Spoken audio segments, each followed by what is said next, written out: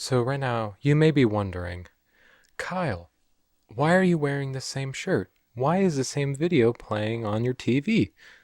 It looks just like the last one. And that's because it is. Minutes ago, I recorded the previous video. And I was like, I have a lot of time. You know, it's late. It's probably close to midnight. I have an interview tomorrow. But why not just record another video? Because in my mind, I remembered a story. So this story takes place in August, about like 9 months ago. And it was when I first got to WSU. It was the beginning of the semester, and I was there about 9 days before classes started. So I really didn't have anything in particular to do for those days, just kind of wandering around. And eventually I get to this place called the Cub, which the Cub is the student center where everybody just goes, hangs out. There's some like food there, that kind of stuff, just a common area. And I get there and I see there's this massive line. I mean, the Cub is not a small building, and a it is a line that is wrapping around the outside. And I'm like, okay, I could be a little sheep and just get in the back of the line that's several hundred deep and just try to figure out what it is we're doing. Or I could just cut in front of everybody and walk in the building like it's nobody's business. I chose the latter.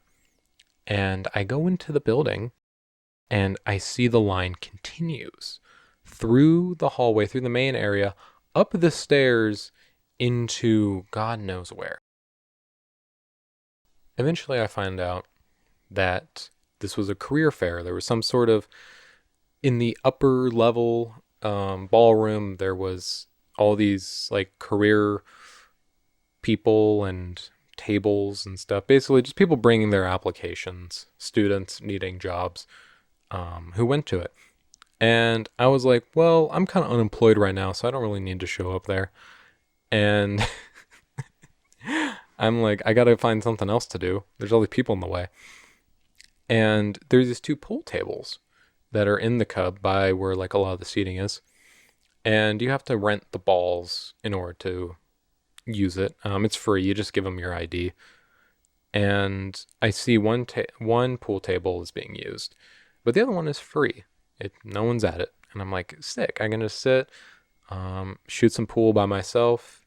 It's gonna be a good time. And I go up to the table, the like reception area, and there's one guy in front of me. A guy slightly taller than me, probably older than me. To be honest, his physical appearance is kind of like fleeting in my memory. But he's there in front of me, and I see the guy behind the desk handing him billiard balls and a pool cue. And I'm like, that motherfucker, he just took the fucking balls. And it's like, whatever, okay. I mean, he's a student. He has every right to use it as much as I do. And so I just ask him, like, hey, can I play with you? And he's like, oh, sick. And like I said, he looks a little older. He's probably like a senior. And I follow him over to the ball pit. The what? Sorry, I'm getting tired. I follow him over to the pool table and start racking him up. And I'm like, oh, my name's Kyle. And he's like, oh, my name's like Sam. And I'm like, cool, what's up, Sam? And he's, lining up the balls and the little triangle thing. And he's like, so Kyle, what grade you in? What are you studying? And I'm like, oh, I'm a junior. I'm doing psychology right now. Yeah, yeah. And he's like, oh, yeah, that's cool. Yeah, psychology's nice. And so I hit him back. I'm like, oh, so what's your major? And he's like, oh, I'm not a student here. I mean, I beg your fucking pardon? What? I didn't even know what to say for a moment. I was just like, what do you mean? Like,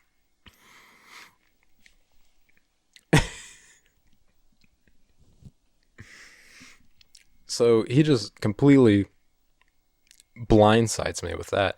So I'm like, oh, you're not a student here?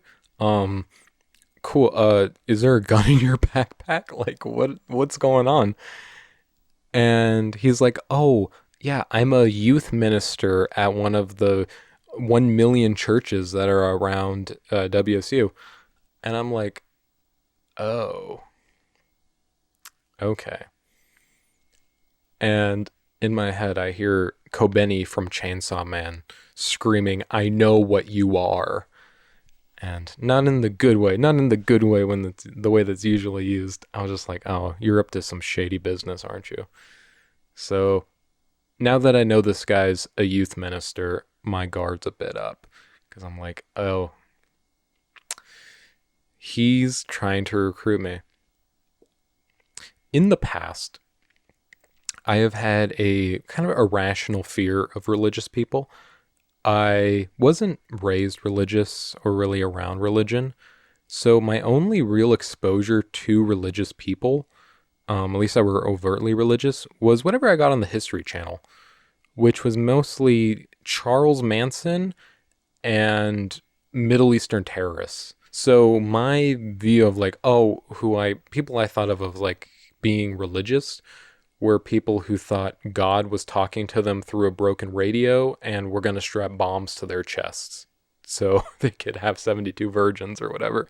Like that was my view of like churchgoers, I guess.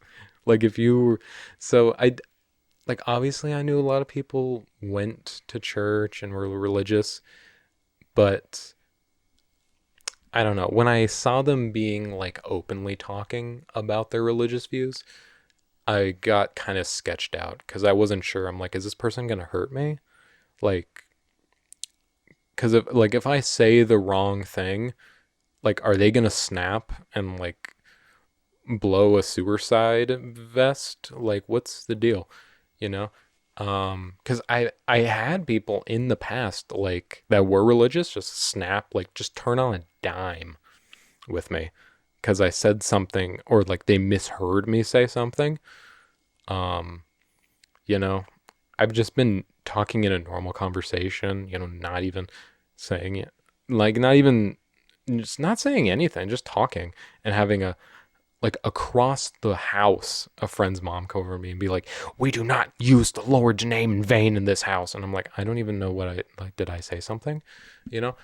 And I had this one kid at a camp. I was talking to him about Bob Dylan and the song "Masters of War," where Bob Dylan he says a line that not even Jesus would forgive what you do, and the kid just stops me and he's like, "Well, I mean, Bob's wrong because Jesus forgives you for everything."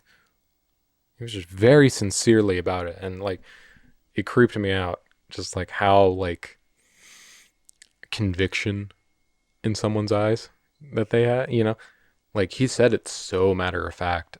Like it wasn't just that like it was an objective truth like the sky is blue, but it was like I need like you need like it was like a trance. It was really odd.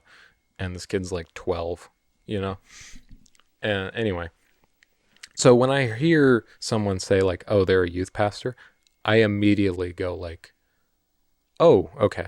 I'm remembering back to my like cult manipulation tactics research, So I'm like, I know what he's gonna do. He's gonna try to like first of all, he's a recruit like he's basically a military recruiter, but for the church.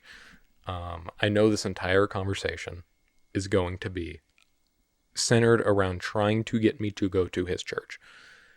And I was like, he's going to try to establish, okay, do I feel like I'm an outcast?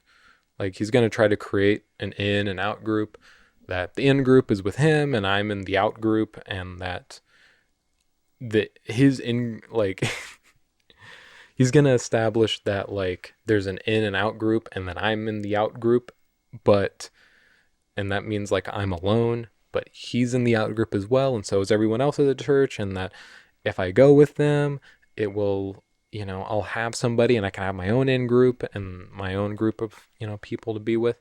He's going to do that. He's going to try to prey on like, oh, well, maybe this is some sort of self-improvement thing. Like I've seen it all before a million times. I love looking into cults. I know what they do. So I'm like, okay. And I can't just be rude. Like I'm not just going to leave. I also have nothing else to do because at the time, my dorm did not have AC and it was August. My dorm room was probably upwards of 95 degrees. Like it was hotter inside than it was outside. I'm not kidding. There was a thermostat on the wall. There were times when it was reading like 95 degrees. Just insane. Like there were times where I was like, it's closing in on like 100 degrees in this room. This is horrible. So the Cub had air conditioning. I just kind of had to, thug it out in there with Charles Manson. And so we're doing the pool, shooting it, and we're just like, he's asking me the weirdest questions. And they're not weird, like, leading. Like, I am looking at him through the lens of this is some sort of, like, cult leader that's trying to recruit me. But he's just awkward. Like, he's not charismatic at all. Like, he is asking me these, like, weird icebreaker questions. Like, they sound like something that, like, human resources would give out. Like, they are just so, like, it's the kind of thing, if you looked up how to do small talk on WikiHow, like, this is what would pop up. Like, that would be it. And so he's asking me these just weird questions. And one of the most interesting things I noticed, which was how I really kind of knew that he was trying to like lock me in, was he never wanted to talk about himself. So in these like weird small talk questions he would ask, he at one point said he played D&D, which I was interesting. I was a little bit disarming. I was like, oh, okay, he plays D&D. That's cool. I was like, are you a dungeon master? Or like, I think they call it like game master now. Are you like a game master? Or you like, do you play a role? Like, what's your character like? I don't know much about D&D, but I know enough to kind of like discuss it. And he kind of gave like a little bit of a response, but then he just like didn't talk about it. And I was trying to push him on it, and he didn't. Like I wanted to know about him, and he wouldn't tell me. Like he just wanted to know about me, which made it very interesting. Like that's not how a conversation works. That's how gathering information on somebody works. So like you have to there's a push and a pull. Like you have to talk about yourself a little bit, you know. And he wasn't doing it. So I was like, oh, this motherfucker. So we're talking about that. And then he gives me this really weird question, the weirdest one of any of them, which was, what is my hottest take?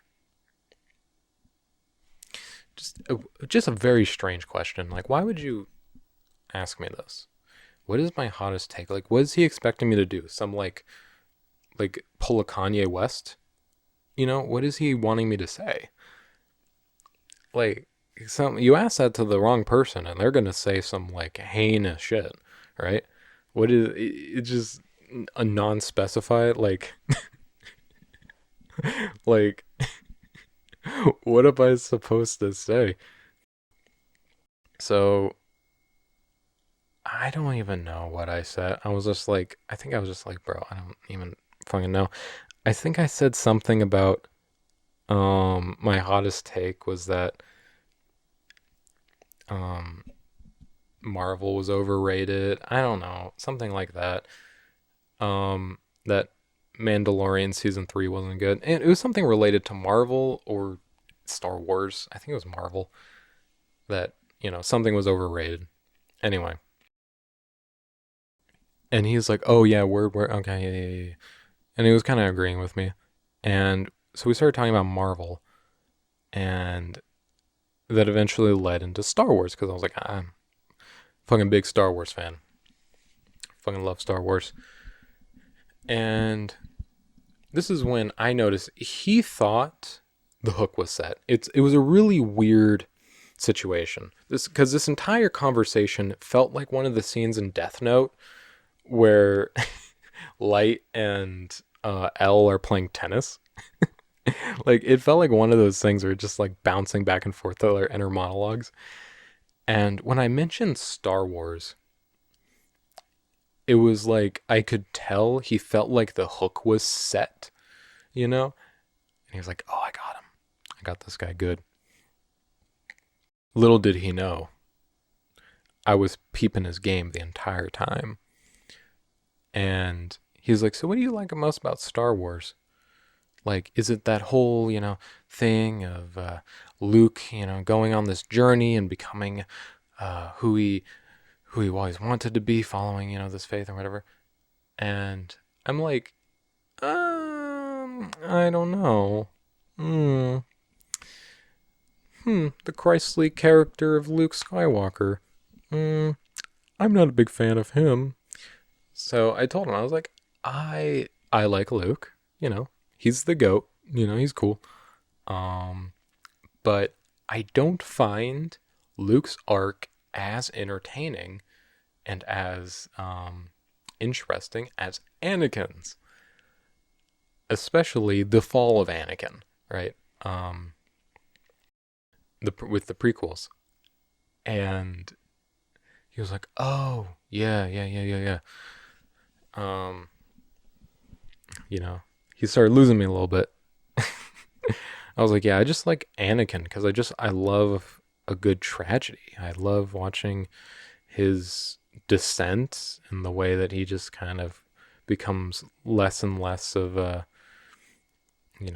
himself, or maybe he's really becoming himself, he's damned to being this bad person, and he's like, yeah. I mean, it's crazy. I mean, he gives into fear, and then, he has all these negative emotions, and then that causes him to.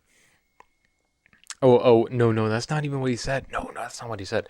He gave this really weird response where he was like, yeah, I mean, Anakin is crazy. I mean, he had everything, but he just, he threw it away, going through that, and became, the bad guy. And this is the moment where I had my hook, because I'm like, what? What do you mean Anakin had everything? Like, yeah, he was the chosen one. Sure, yeah. His metachlorian counts were off the scale. But he was, first of all, he doesn't know who his father is. That's not even, it's not even mentioned, right? Like, the fact that he doesn't, know who his father is that, grew up fatherless, that is not even mentioned because of how horrible everything else was. He was, first of all, he was a slave. He is on this backwater planet of Tatooine that is filled with, it is literally the planet that is the hub of scum and villainy in the galaxy. Not only is he on the absolute most ghetto planet in the Star Wars galaxy, in the Republic, but he's a slave. Him and his mother are enslaved by a flyman who makes them work. He is a fucking slave. And then 2 space wizards come down and say that he is their chosen one. And that they can take him off of this planet. And, he can, live a life to become their chosen messiah. And he's like, oh, can my mom come too? And they're like, no, you have to sever all your attachments. You can never see your mom again. And this kid's like 10. And he's like, okay. And then he blows up a space station. Like, there was a lot of a lot of them were droids, but there was a lot of separatists on that ship. Like, he He killed a lot of people at the age of 9. And then he leaves, and as basically a teenager, is a general in a war. Oh yeah. Oh, not to mention his father figure of Qui-Gon Jinn, who he just met, is in cut in pieces. So that's great.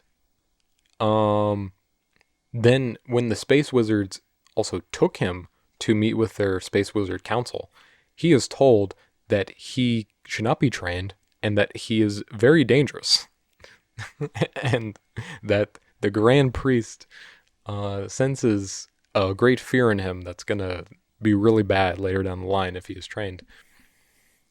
And then